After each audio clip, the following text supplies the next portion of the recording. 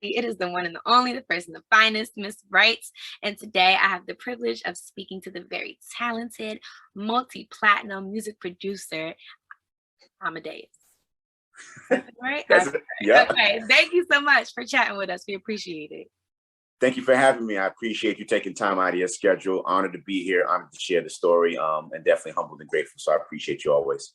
Yes, getting into your story, that's exactly where I want to start. So, for those who don't know, he is very, very well versed in this thing called music. He has quite the roster and quite the experience. So, I would love to know, for those who don't know, can you just do a brief introduction? Tell us who you are, where you're from, and what you do on a wider scale? Because I know it's a lot. Absolutely. Absolutely. I am a multi-platinum bad boy hitman producer, blessed to produce for over 100 artists, ranging from J-Lo, French Montana, Chris Brown, Lil Wayne, Tyga, Jeezy, T.I., Keisha Cole, Remy Ma, Papoose, Danny D. Kane, Day 26, Dave East, Young and May, Mike Jones, Slim Thug, The Game, Justin Bieber, just to name a few. Also, Trey Songz is music director, tour drummer for the last 15 years. So any show you've seen him perform live, 9 times out of 10, he has the live band.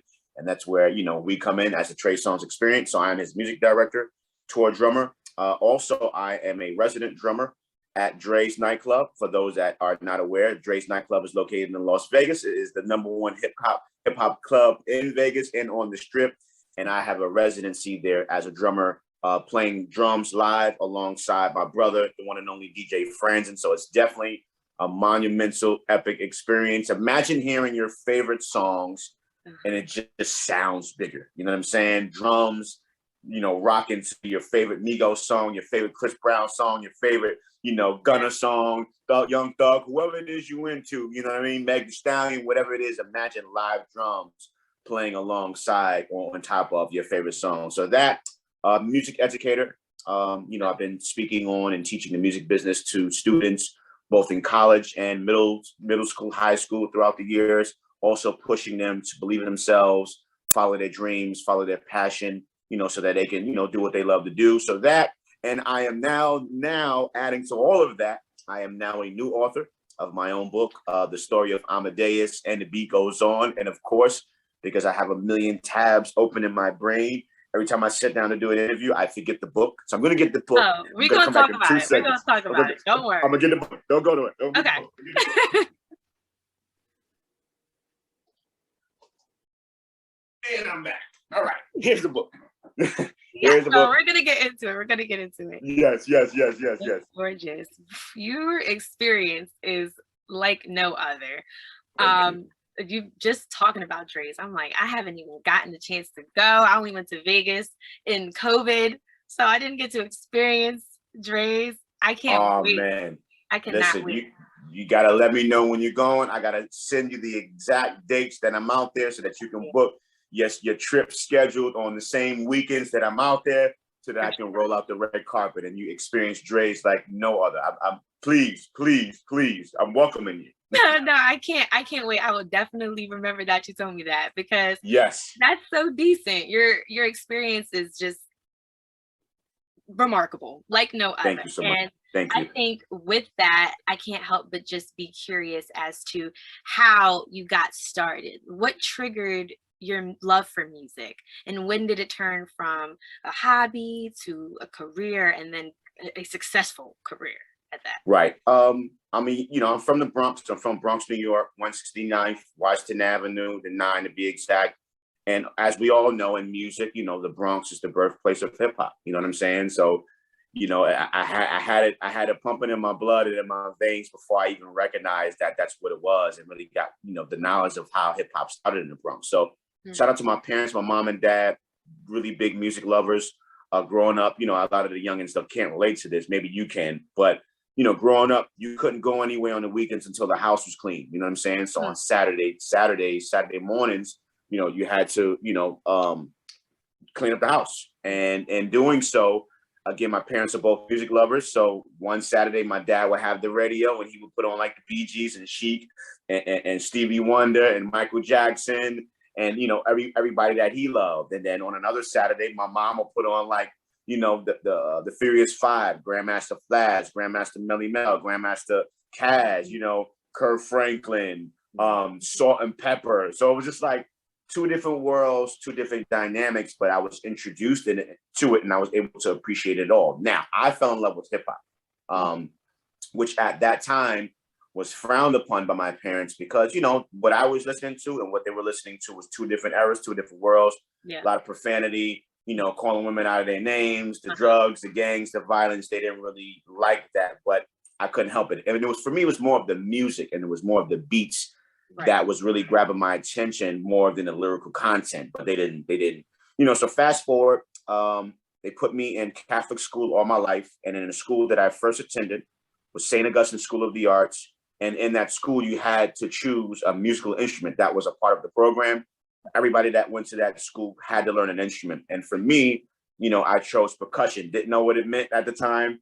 It was just between percussion and violin. Definitely wasn't choosing the violin. So I was like, we're going to go with percussion. Went with percussion, got into the class, learned that percussion had everything to do with rhythm. Sat down, you know, fourth grade, first time on a drum set.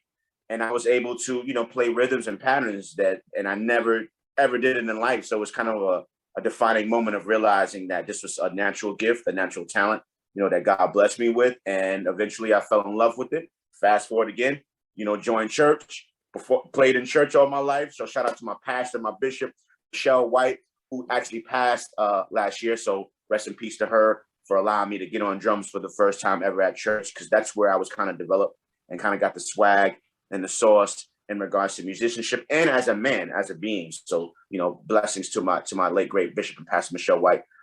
Fast forward, 14, 15 years old, really understanding beats, really understanding drums, learning that it kind of works hand in hand. And that's when I decided that I wanted to pursue a career in production and be a producer.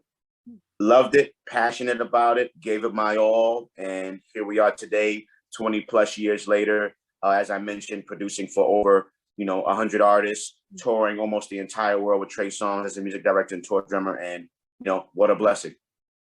It's such an insightful story. And just hearing about the dynamic that you have both within yourself, whether it be from hip hop, the music, the industry, and still having the roots of a church drummer and learning it in school. Like, that's a great dynamic to have. And now it makes sense why you have this book that we're about to talk about. So absolutely, yes. Story of Amadeus, yes. And the beat goes on.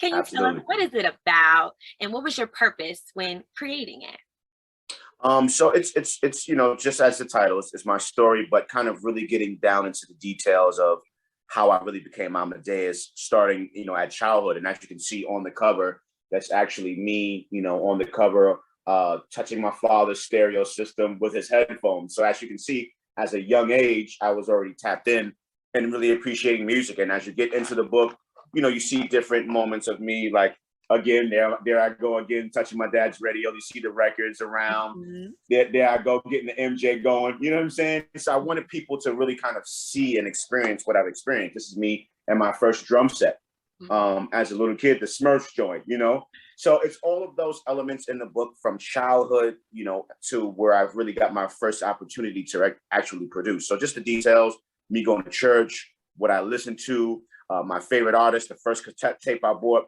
the cereal that I used to eat on Saturday mornings before we cleaned up, what we used to actually clean up, you know what I mean? The Clorox and you know what I'm saying? So all of those different things, it's just kind of showing people, oh, I'm human.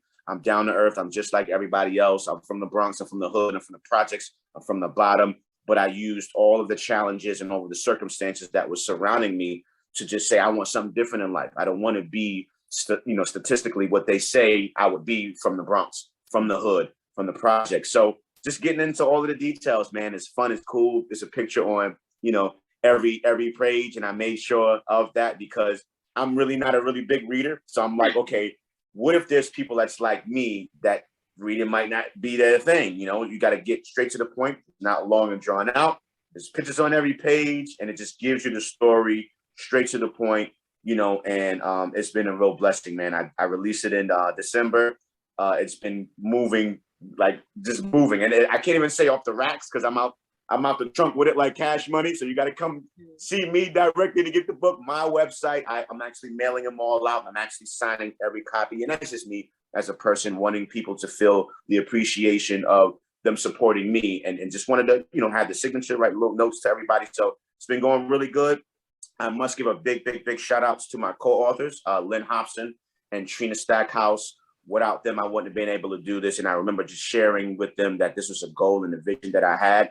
And the pandemic was the opportunity for us to actually get this done, believe it or not, because I'm always on the road, I'm always moving, I'm always on tour, in the studio. And when the pandemic happened, it was a time where it was like everybody just had to sit their A's down. You know what I'm saying? And in that moment, it was like, I think this would be the perfect moment to really get this done. And even though it was a moment of challenge with the pandemic, lost a lot of loved ones, dealt with, just mental issues in regards to not being able to do what I love to do, being that I've been doing it for so long, and then all of a sudden have to come to a complete stop and halt, and not being able to do it for almost 2 years. So I battled with that.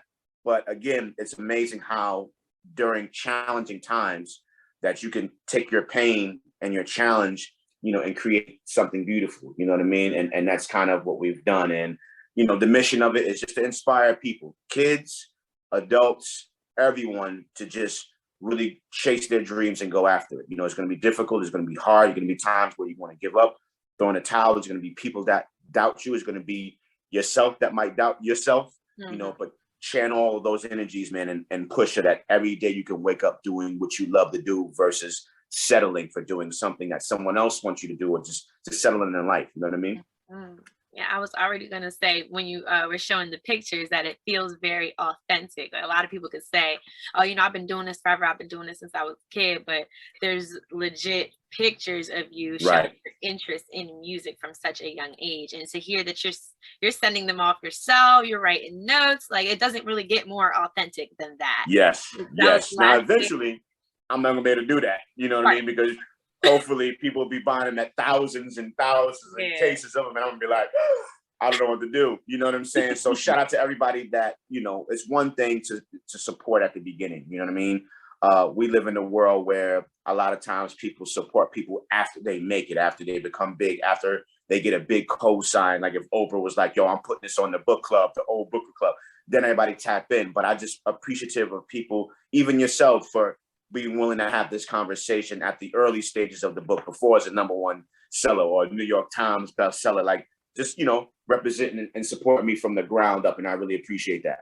Of course. And a story like yours needs to be told. I think a lot of people need to hear that, getting it from the bottom and still being so successful and still being down to earth and authentic and being your true self is something that everybody needs to hear, whether you're in music or not, I think. Absolutely. It's a pleasure to talk to you. The last thing I was going to ask is, how can people get it? What's next for you? Where can we find you at? We want to know. We want to receive more from Amadeus. Thank you. Because you have a lot. Thank you so much. Thank you so much. And again, thank you for this opportunity to share. The book's available now on my website. The website is www.imkingamadeus.com. Once again, it's www.imkingamadeus.com. Also, you can get it, you can message me via DM on Instagram. My Instagram is Amadeus PBM, AMADEUS PBM on Instagram. Twitter, producer Amadeus. Facebook is, I think it's like Antoine Amadeus Thompson. I'm trying to keep up with all of the different, social media. But the easiest thing to do, again, is just to visit the website. Once again, it's www.imkingamadeus.com. You can get the book. Again, I'm still presently signing all copies, so get it right now while my hand is still working. In regards to what's next, definitely making sure that this book gets everywhere and to as many young scholars, both kings and queens, as possible. So thank you for all the principals that are out there that have been ordering books by the loads for their students. It's been a great blessing. Shout out to my OSG family. And what's next? Just the book. Me touring, of course. Hopefully we'll have some new shows coming along with Trey Songz and Trey Songz Experience. Definitely at Dre's nightclub on the weekends. I'm pretty much doing 2 weekends out of the month. So don't forget that, let me know when you want to pull up. Make sure I'm out there so that I can make sure you're good. And just living life, man. Just living life, counting my blessings, being grateful. And just, the other passion and other side of me, just making sure that I'm, inspiring and motivating and encouraging people to be themselves, to live the best lives ever, and to live and chase their dreams, man. So that's pretty much where I'm at in life. You know what I mean? Sounds good. Thank you so much for taking the time to chat with us once again. It's been a pleasure, and I hope you have a great rest of your day. Can't wait to get Thank you. my hands on a copy. I gotta grab it. Hey, appreciate the support. Thank you again. Be safe, be blessed, and much love to y'all for chopping it up with me. I appreciate it. No problem.